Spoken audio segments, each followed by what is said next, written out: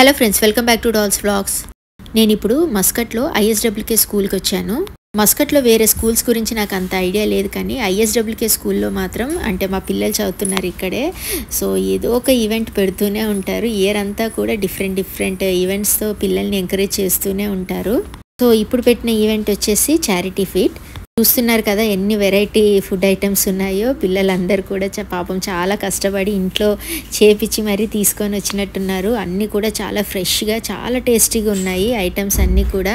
ఇక్కడ ఉన్న పిల్లలంతా కూడా ప్రైమరీ స్కూల్ పిల్లలు, చాలా చిన్న పిల్లలు.